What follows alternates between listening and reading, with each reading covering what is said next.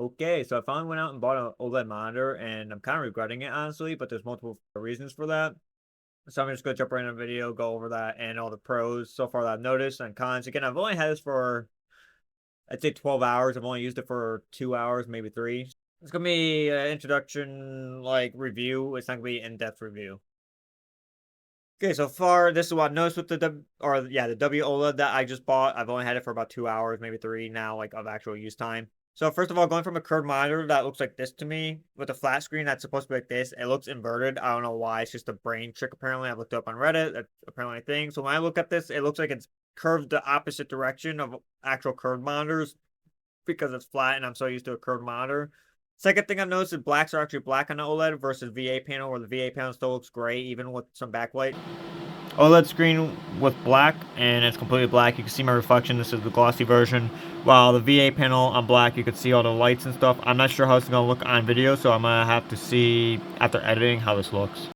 And then the fact that colors just don't seem as bright. Again, WOLED and just OLED in general do not get that bright. They have about 1,000 nit peak brightness at HDR mode with small windows, while wider windows, I believe, is 720 nit brightness or 400.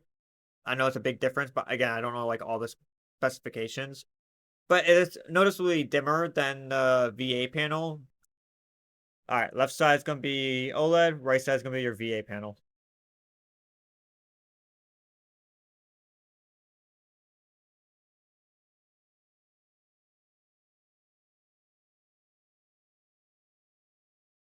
The blacks are a lot better, so it looks better in that regard.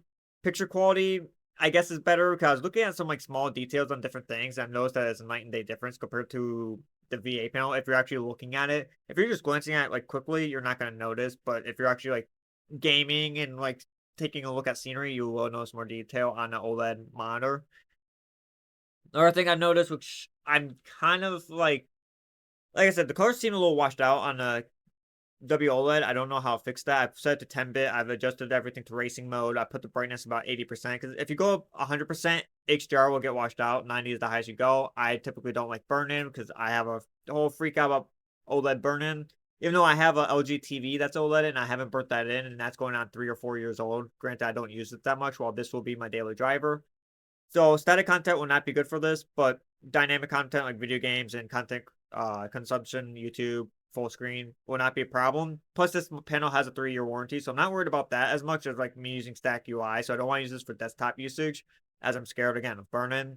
I know that they've changed technology stuff and it's improved, but I don't know how much. And if you spend about $700 on this monitor, that's a big investment. Would I personally recommend this over IPS or VA? I've never used IPS. I've only stuck with VA. I do like the VA panels a lot. One, they're cheaper. But I noticed like response times are different with the 240 hertz versus the 240 hertz VA panel. They're still like smearing and stuff, while the OLED's like instantaneous. So that's a plus.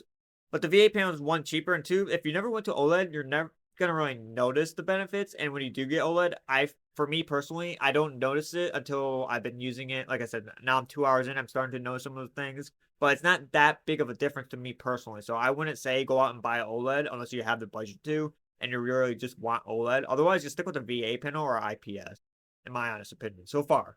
There will be a more in-depth video once I actually use this monitor more, but this is just from like start of the me having it.